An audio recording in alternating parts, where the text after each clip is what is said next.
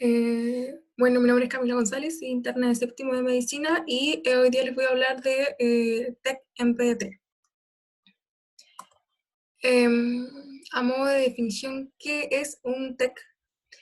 Encontré estas dos definiciones que me gustaron. Puede ser cualquier alteración física o funcional que es producida por fuerzas mecánicas que actúan sobre el encéfalo o alguna de sus cubiertas. O la otra dice que es un intercambio brusco de energía mecánica causado por una fuerza externa que tiene como resultado una alteración a nivel anatómico y o funcional del encéfalo y su envoltura. El IO funcional se refiere a si tiene algún déficit sensitivo, motor, inconsciencia, etc. Y hay que hacer una diferencia con la contusión craneal, que no representa una alteración o alguna lesión intracraneana. Dentro de la epidemiología, es un motivo de consulta frecuente en los servicios de urgencia, es la causa más frecuente de mortalidad y discapacidad infantil en niños mayores de 1 año. No encontré epidemiología actualizada chilena, pero tengo los datos de Estados Unidos, donde hay una incidencia de 200 por cada 100.000 niños al año. Es harto. Se dice que 1 de cada 10 niños sufrirá un TEC no banal, es decir, que de moderado a severo a lo largo de la infancia. El TEC presenta una distribución bimodal, siendo el primer PIC en menores de 2 años, generalmente por accidente casero, y el segundo PIC en la pubertad, ya asociado a más conductas de riesgo. Y es más frecuente en hombres, hasta 2 veces. Dentro de la epidemiología también, como causas, las causas más frecuentes son las caídas de altura, o caídas en general, los accidentes de tráfico, ya sean accidentes de choques vehiculares o atropellos, y finalmente el maltrato, que es más común como causa de TEC en lactantes menores de 2 años. Siempre hay que tenerlo en consideración. Dentro de la clasificación por severidad, la mayoría de los TEC que vamos a ver son leves, ¿ya? Y eso es súper importante tenerlo presente, ¿ya? La mayoría van a ser leves, pero no se nos pueden pasar los que sean moderados o severos. Dentro de lo que podría ser la mortalidad según la severidad del TEC, esto según la escala de Glasgow, los moderados tienen una letalidad de un 2 o 3%, y los severos hasta un 30%. Los leves no alcanzan a ser el 1%. ¿Cómo se clasifican? Hay distintos tipos de clasificación. Las clasificaciones incluyen distintos aspectos, así que son complementarias, no excluyentes. La primera clasificación es según el tipo de lesión. Se pueden clasificar como lesiones focales o difusas. Una lesión focal puede ser una contusión cerebral, hematomas, que pueden ser epidural, subdural o intracerebral, hemorragias, que puede ser intraventricular o subaracnoide. Y dentro del difuso está el daño axonal difuso. Aquí hay una imagen en donde podemos ver distintos tipos de lesiones. Estas son focales, lesiones focales. En la primera imagen, la imagen A, se ve un hematoma epidural, valga la redundancia, sobre la dura madre. Sobre la dura madre y entre la dura madre y el cráneo. En la imagen B vemos un hematoma subdural que está bajo la dura madre. Si se notan, la diferencia entre el EPI es que la imagen es mucho más redondeada, más, de forma más, está mejor limitada, tiene esta imagen como de lenteja o lenticular.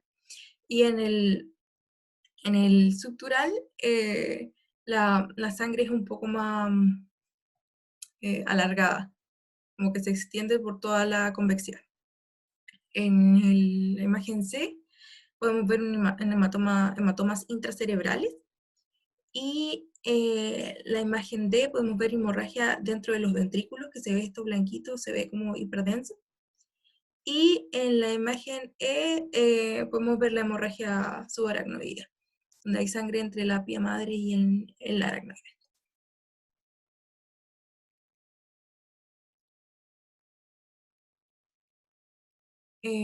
Dentro de otra clasificación es según si hay indemnidad meningia o no. Si hay indemnidad meningia, hablamos de un TEC cerrado, entonces una lesión sin una comunicación del encéfalo en sí con el exterior. Y si hablamos de un TEC abierto es porque hay alguna solución de continuidad en las meninges que comunica el encéfalo con el exterior. Dentro de otra clasificación están, según si tienen un tipo de fractura, como puede ser una fractura que ya sea de base de cráneo o puede ser solo de bóveda. Y la última clasificación es según compromiso neurológico.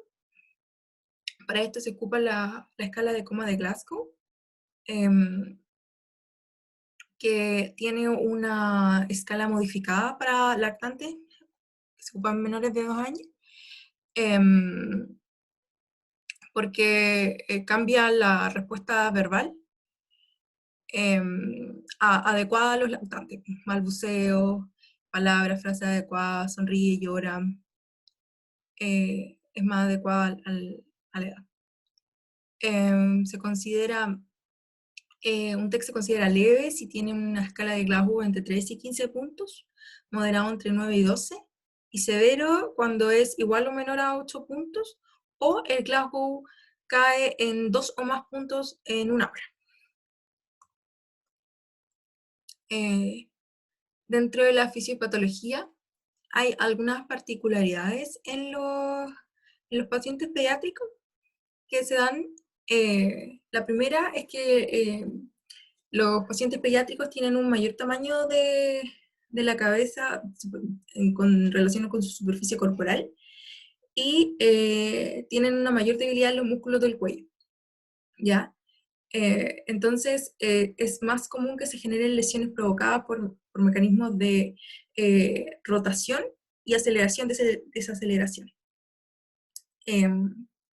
Además, los lactantes tienen una capacidad más elástica del cráneo, y con suturas abiertas. Entonces esto puede llevar muchas veces a que haya una progresión de una hemorragia sin signos realmente visibles como en los pacientes adultos o en niños más grandes. El cerebro de los niños tiene mayor contenido de agua y es más viscoso. Por ende hay menor mielina. Entonces generalmente pueden desarrollar esto propensa a que puedan desarrollar daño axonal difuso. Se generan convulsiones postraumáticas precoces, son mucho más frecuentes en los niños que en los adultos. Y se pueden generar el síndrome de migraña postraumática y el síndrome postconmocional, también son mucho más frecuentes en los niños, ¿ya?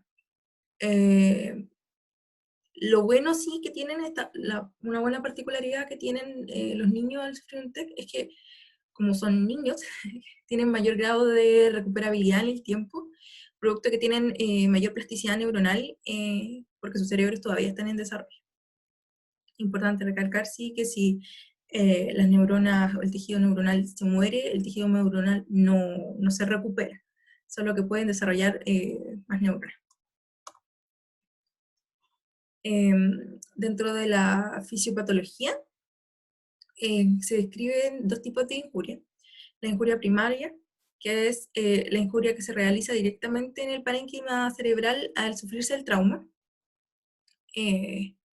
Esta zona que está afectada está rodeada o cercana, o también hay zonas que que se generan como zonas de penumbra, ya que son zonas que están en riesgo de poder sufrir el daño que se generó directamente en la zona lesionada. ¿Ya? Como dije, el daño que se genera si hay muerte neuronal no es reversible, ¿ya? Las neuronas no se regeneran, solo que se empiezan a crear nuevas conexiones neuronales. Em, y por ende, lo único que podemos hacer para evitar las injurias primarias es prevenir los traumatismos encefalocranianos, tener una prevención primaria activa sobre esto. También se describen una segunda injuria, que es la injuria secundaria, em, donde el daño se produce posterior a una injuria primaria y puede producirse por eventos intracerebrales o extracerebrales. Dentro de los intracraneales puede ser que se genere edema, alguna otra hemorragia o se genere alguna convulsión, etcétera, que pueden generar una injuria secundaria. Y dentro de los extracerebrales eh, estos eventos pueden ser la hipotensión, la hipoxemia, hipercapnia, que pueden generar un daño secundario también intracraneal. Generalmente se consideran factores de mal pronóstico neurológico, la hipotensión, la hipoxemia, y la idea del tratamiento en los casos donde se puedan producir estas injurias secundarias es prevenir o minimizar el impacto de estos eventos. Dentro de la clínica va a depender mucho de la severidad del traumatismo encefalocraniano. Va desde pacientes completamente asintomáticos que llegan a la consulta porque la mamá vio que se cayó, y generalmente mamás primerizas llegan súper asustadas, no le ha pasado nada, pero se cayó, lo traje. Eh, y esos pacientes pueden pasar completamente asintomáticos. Y dentro de la clínica también se va a poder ir a un espectro completamente diferente, donde podemos ver algunos síntomas sugerentes de lesiones intracraneales que tienen un alto valor positivo en mayores de 2 años, como por ejemplo es una alteración del grado de conciencia que dure más de 1 minuto, ya puede ser significativo, pero mayor de 5 minutos ya un factor de riesgo independiente para lesión intracraneal. Eh, Signos neurológicos focales, alguna debilidad sensitiva, motora, etcétera, y alteración de los signos vitales. También se considera como un síntoma sugerente de lesión intracraneal. Ahora, el espectro de síntomas puede abordar también una amnesia postraumática, puede haber convulsiones, puede haber vómitos, puede haber cefalea, etc. Dentro del diagnóstico, el diagnóstico es clínico. Cosas importantes que tenemos que saber dentro de la anamnesis es que, por ejemplo, la edad de los pacientes, el paciente menor a 1 año tiene mayor riesgo. Eh, las características del traumatismo, todo sobre el traumatismo, dónde se produjo, a qué hora se produjo, cómo se produjo, si cayó, chocó, a qué velocidad iban, desde qué altura se cayó, dónde cayó, cómo cayó, etcétera. Todo lo relacionado con el traumatismo, qué síntomas asociados tuvo pérdida de conciencia o no, cuánto duró, vomitó, está muy irritable, todo lo asociado tiene que ser investigado. Si el paciente tiene comorbilidades importantes como alguna displasia sanguínea, hemofilia, eh, o simplemente, no sé, es portador de una eh, válvula derivativa por algún antecedente pasado, cualquier cosa. Y es importante tener ojo con una historia incongruente que nos cuenten los papás o a una historia como un poco verosímil, y estar siempre atento a signos de maltrato. ¿Ya? No siempre es así, de repente los papás llegan nerviosos, no saben bien lo que pasó, o están muy nerviosos, lo cuentan mal, después se calman, lo cuentan un poquito mejor, así que hay que tenerlo en mente, pero no estigmatizar inmediatamente por ello. Dentro de la evaluación primaria del niño, lo más importante siempre es el ABCDE. Como saben, la A es permeabilidad, evaluar la permeabilidad de la vía aérea y hacer un control cervical. Esta evaluación primaria es generalmente más, se utiliza mucho más en pacientes politraumatizados. En la B, el control de la ventilación, hay que medir la frecuencia, el patrón respiratorio, la saturación, hay que ajustar pulmonalmente, hay que ver, evidenciar el movimiento torácico. Dentro del C, la valoración de la circulación. Hay que ver la frecuencia, el ritmo cardíaco, el pulso, la presión arterial, cómo está el llene capilar. Hay que controlar, hay que buscar puntos sangrantes y controlarlos también, y hay que medir diuresis, evaluar la diuresis. Dentro del D, la exploración neurológica básica, que se basa en la valoración pupilar y de reacción pupilar, y la escala de coma de Glasgow, que ya vimos. Dentro de la E está la exposición y el control ambiental, ya en especial el control de temperatura. Dentro de la evaluación secundaria, una vez que ya estabilizamos al paciente, si es que venían en malas condiciones, hay que hacer un examen físico general completo en cabeza, ver si tiene lesiones abiertas en el cráneo, si se pueden evidenciar fracturas, si hay como depresiones en el cráneo, si hay signos también de fracturas de base de cráneo que son de un trauma grave, como pueden ser la otorragia, los ojos de mapache, la equimosis periorbitaria, el signo de Battle con la equimosis retroauricular que se ven en la imagen, y una fractura de base de cráneo, en este caso simple, o alguna fractura de base de cráneo más compleja, en la que tenga rinorraquia o parálisis facial. Siempre hay que mantenerse evaluando el estado de conciencia del paciente con el Glasgow, y hacer un examen neurológico breve. El examen neurológico va a abordar tanto como el paciente nos permita abordar. Si el paciente está, no sé, está cooperador o no está tan muy somnoliento, quizás podamos evaluar mejor la respuesta motora y sensitiva, los reflejos, pero si el paciente no está en condiciones, lo que podemos evaluar es lo que ya habíamos dicho. Y esto siempre tiene que ser en forma repetitiva. Hay que ver signos de deterioro neurológico para ver si puede ir progresando la lesión encefálica. Dentro de los exámenes complementarios, se piden para identificar lesiones que requieran una actuación médica y o quirúrgica urgente y que permitan disminuir la mortalidad del evento. Ya, hay distintos exámenes complementarios. Dentro de la radiografía de cráneo, permite identificar fracturas de cráneo y múltiples caídas en menores de 2 años. Ya, la radiografía de cráneo no es de rutina. Como dije, permite identificar fracturas de cráneo, pero no tiene... a ver, si hay una fractura de cráneo, es probable que pueda haber una lesión intracraneal. No siempre es así, pero es probable. Ahora, si no hay una fractura de cráneo, también puede haber una lesión intracraneal. Entonces, no nos permite descartar una lesión intracraneal, así que no es muy usado. ¿Y por qué se ocupan pacientes que tengan múltiples caídas en menores de 2 años? Prácticamente por lo mismo, porque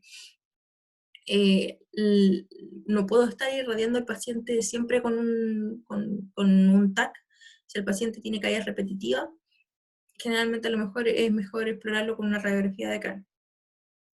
El TAC de cerebro sin contraste, el método de elección cuando hay una sospecha de lesión intracraneal. Tiene muy buen rendimiento para el reconocimiento de una hemorragia aguda, mejor que la resonancia, pero su uso no es rutinario, se utilizan solo en algunos casos, ya, porque genera un alto nivel de radiación. Y en niños menores va a requerir sedación para que se pueda realizar óptimamente. La resonancia magnética detecta con mayor sensibilidad lesiones intraparenquimatosas tiene un mejor rendimiento en fosa posterior, lesiones medulares y la detección de daño axonal difuso. ¿Ya? Pero es cuando tenemos dudas o ya posterior al momento agudo. También se puede hacer una ultrasonido de cerebro, pero esto requiere que el paciente tenga la fontanela abierta y que sea suficientemente amplia como para poder posibilitar una exploración correcta, ¿ya? Generalmente esto se da cuando el paciente tiene lesiones de gran tamaño y fracturas que van aumentando. Esta tablita de la Asociación Americana de Pediatría, donde da algunas recomendaciones de cuándo tomar un TAC de cerebro. En una herida penetrante, en una escala de Glasgow menor a 14, o alguna evidencia de examen mental alterado, anormalidades neurológicas focales,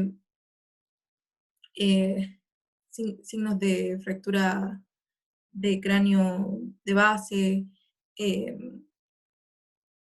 o una cefalea que empeora, o pérdida de conciencia prolongada, deterioro clínico durante la observación, la evaluación, eh, convulsiones o convulsiones prolongadas, o alguna condición como preexistente, como habíamos dicho, discrasia sanguíneas que predispongan a los niños a hemorragias mayores, etc.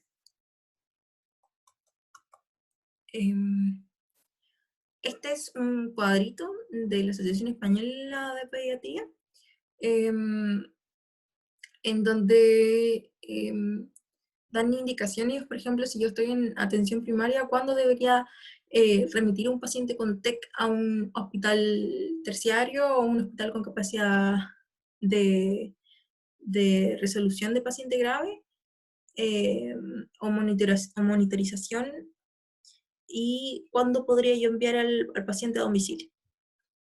Indicaciones para derivar al hospital: un Glasgow menor a 15, y una pérdida de conciencia en cualquier momento desde el traumatismo, amnesia posterior, cualquier síntoma neurológico, eh, si veo que hay alguna evidencia de fractura base craneal, como ya las vimos, eh, cualquier mecanismo que sea de alta energía, un accidente de tráfico, una caída mayor a 1 metro, que haya la posibilidad de daño penetrante, si hay sospecha de maltrato, igual se tiene que enviar. Si tengo alguna duda, si me queda alguna duda con el paciente, comorbilidades, como habíamos dicho ya, factores sociales adversos. Por ejemplo, si el paciente es muy rural, y no van a tener cómo volver si el paciente empeora, o van a demorar mucho en volver, eh, también es motivo. Y cuando los papás o los cuidadores no van a ser, capaces de observar al paciente por el tiempo requerido. Y el paciente puede ser enviado a su domicilio si el mecanismo ha sido de baja energía, se encuentra sintomático, el examen físico es normal, existen garantías de observación por adulto por lo menos durante 48 horas. Ahí se trabaja informativa. Generalmente todos los recintos de urgencia generalmente tienen una hojita de TEC que tiene como consulta en caso de como recomendaciones. Dentro del manejo, el TEC leve en menores de 2 años, ahí no se ve los 2 años, no sé por qué. Se clasifican según riesgo, esto según la guía clínica del MinSal.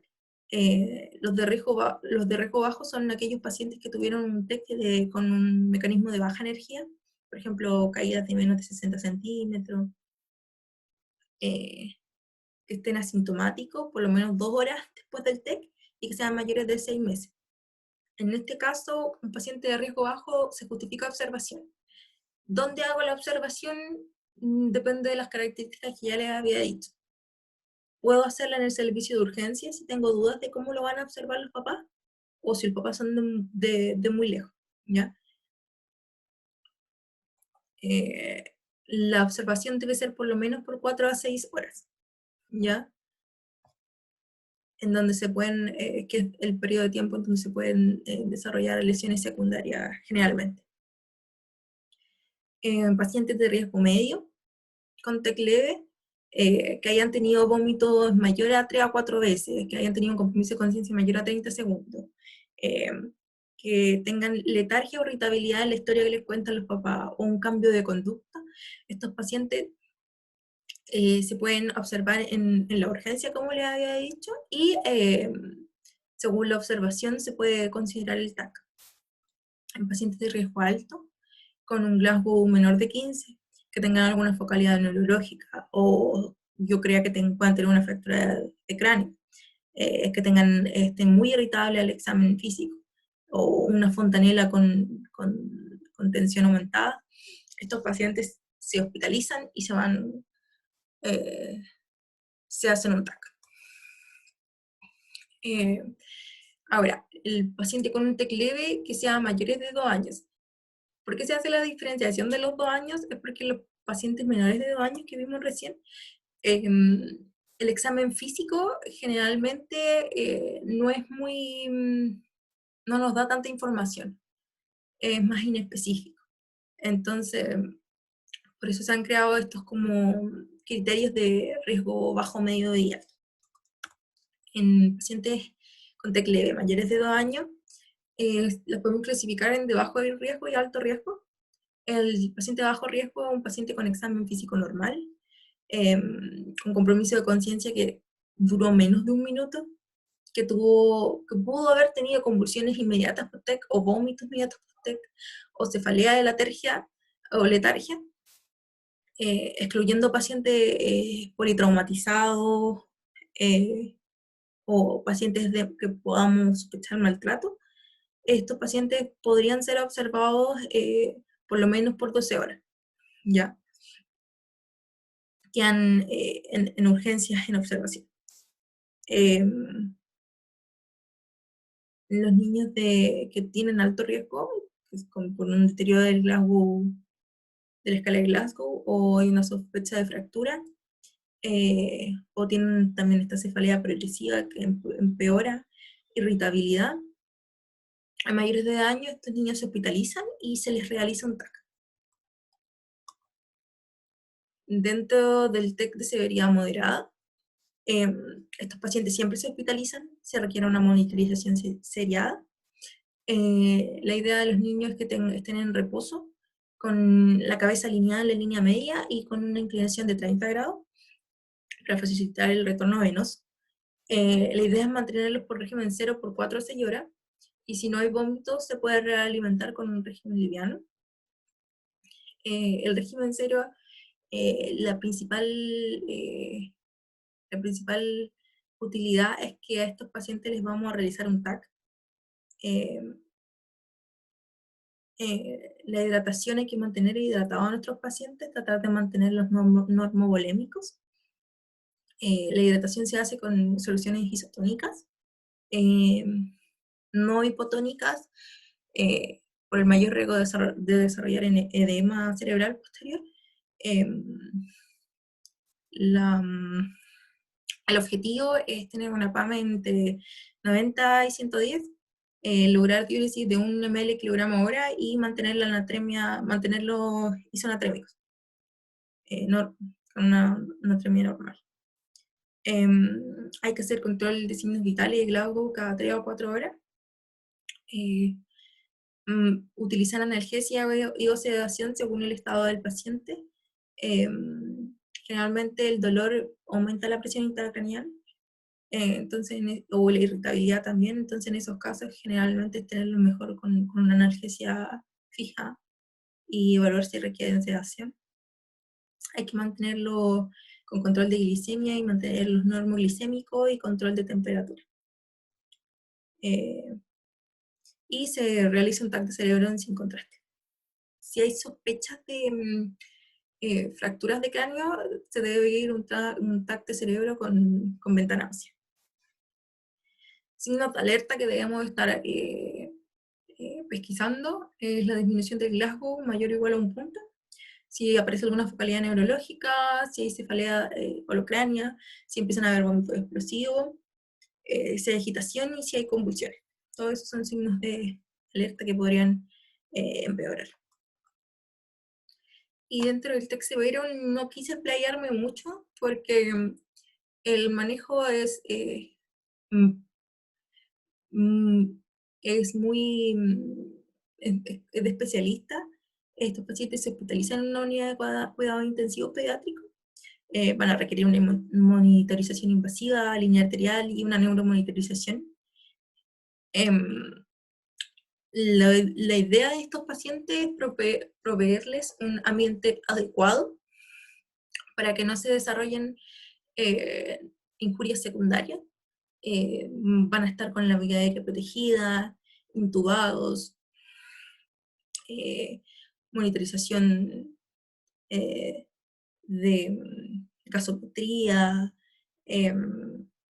de temperatura, de glicemia, en condiciones bien parecidas a las anteriores, pero en una unidad mucho más controlada.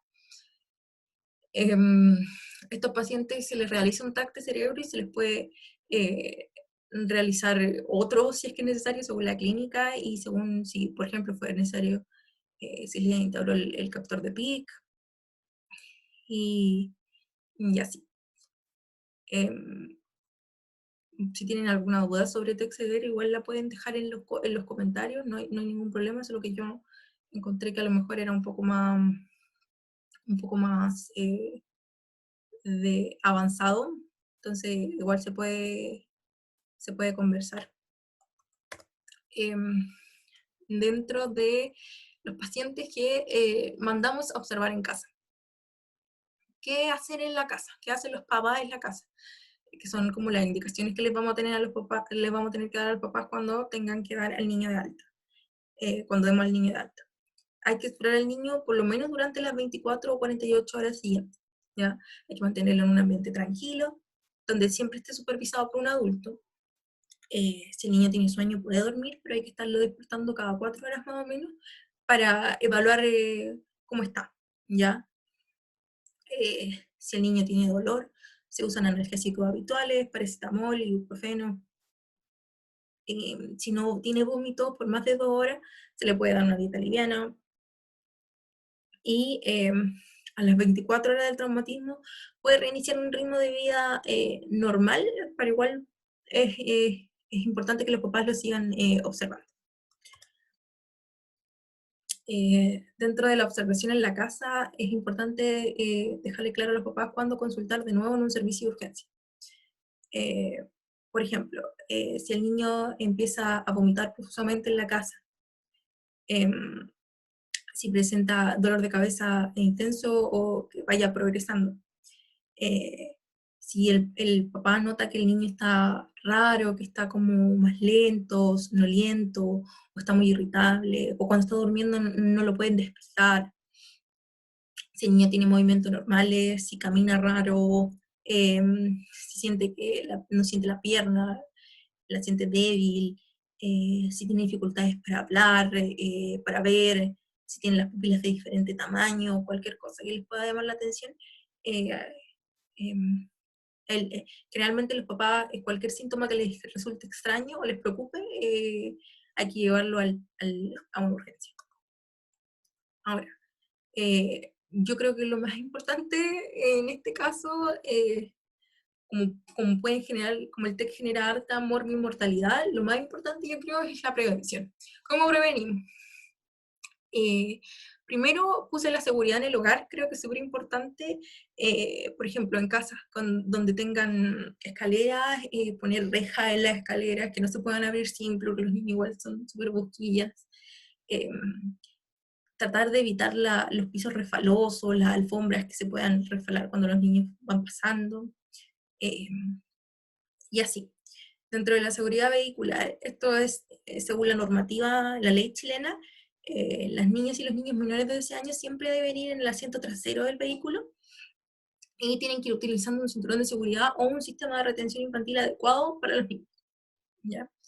Y hasta cumplir los 9 años, aunque tengan 1,35 m de estatura y 33 kilogramos, siempre tienen que ir en un sistema de retención infantil. que sea apropiado para su edad, talla y peso. Ya, esto es normativa y si no, tiene multas. Y otra forma es siempre utilizar dispositivos de protección como casco en niños que anden en bicicleta o que realicen algún otro deporte de riesgo. Y conclusiones. El TEC es un motivo frecuente de consulta en los servicios de urgencia. Genera alta mortalidad en las presentaciones severas. El diagnóstico es clínico, pero la imagen a elección para la evaluación es del TAC de cerebro. El manejo está orientado a asegurar el ABCD del trauma. Es importante tener a los niños en observación y hacer una derivación oportuna a centros de especialidad para mejorar las oportunidades y que tengan una mejor evolución. Eso sería la bibliografía. Si tienen alguna duda, no quise explayarme mucho en la fisiopatología. Si tienen alguna duda dentro de la fisiopatología del flujo sanguíneo cerebral, de la hipótesis de Monroe-Kelly o cualquier cosa, me la pueden preguntar.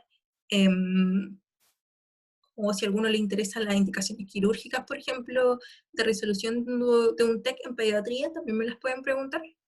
Y eso, básicamente cualquier cosa la pueden preguntar o cualquier cosa que haya quedado, que no les haya quedado clara, también me la pueden preguntar. Eso. Gracias.